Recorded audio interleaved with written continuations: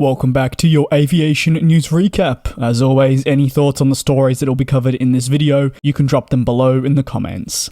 Thai Airways is, according to reports, eyeing a merger of its Thai Smile brand into the mainline operations. Thai Smile is a regional operator. The regional operator focuses on low-cost regional missions, having been announced in 2011 when there was a need for a carrier such as this.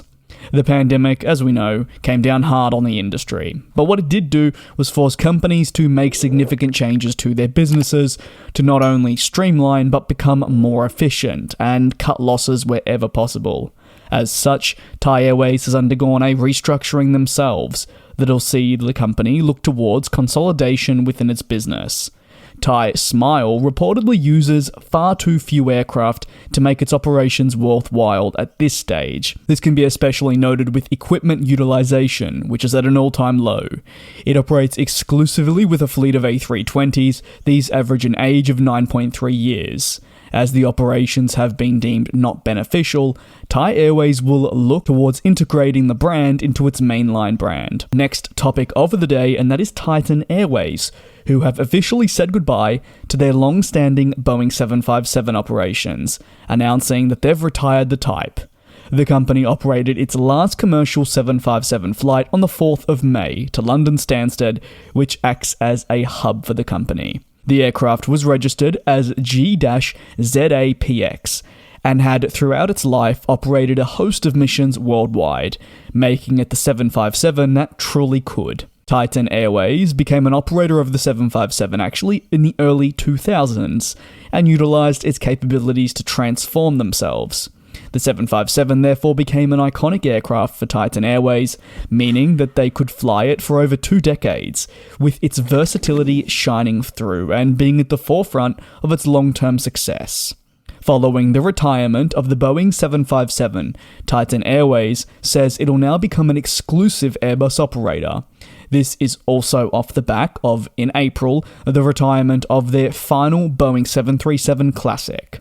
Per Cerium fleet data, Titan Airways has 6 aircraft in service, with 3 in storage. Of the aircraft in service, 3 of those are part of the A321neo family, 1 A320-200, 1 A330-300F. However, in storage, you have the likes of the A321 passenger-to-freighter and the A321-200. It is ultimately disappointing that Titan Airways is moving away from the 757. However, all good things must come to an end, and Titan Airways as a company needs to advance with more efficient aircraft. They believe that is in the form of Airbus.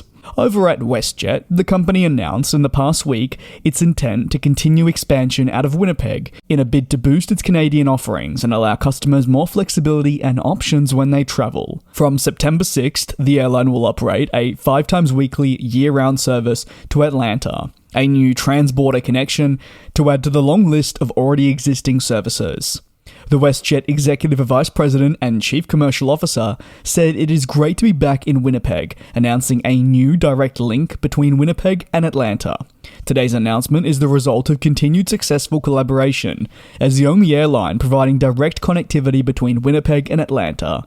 WestJet's service between the two cities will stimulate business and leisure travel, with broadened access from Winnipeg to the world with one-stop connectivity. Today is also a further testament to our commitment to bolster the economic success of communities that we serve. The Winnipeg service, for those interested in timings, is set to depart Winnipeg at 9 a.m, touching down in Atlanta at 1:09 p.m. in the afternoon, before it will spend just 51 minutes on the ground and jet back off to Winnipeg at 2 p.m, with an estimated arrival time of 4:20 p.m. All those times are local to their respective city and obviously destination. Pair the WestJet announcement with an already extensive codeshare partnership with US-based Delta, and Atlanta being a major hub for Delta, well then the options to jump on board either say further domestic or international, maybe even regional services are vast. You have the entire Delta network right at your fingertips. And this is really where codeshare partnerships come into a world of their own, and you'll be able to see the significant benefits for the travelling public. Not only will it make booking easier, but if you're not just heading to Atlanta and you have onward travel, say, throughout the United States, which WestJet can't necessarily operate with their own aircraft, you have that option in place to fly with a partner airline. These type of codeshare agreements exist right around the world. And if you're interested in a quick exercise, go onto your local airline's booking site, put in a random city, and take a look at the options available for onward travel once exiting that respective airline's network. You'll very quickly be able to see partner airlines that do appear on numerous occasions. On to our final story of the day. After a lengthy absence, Singapore Airlines has returned its Airbus A380 to Melbourne, Australia.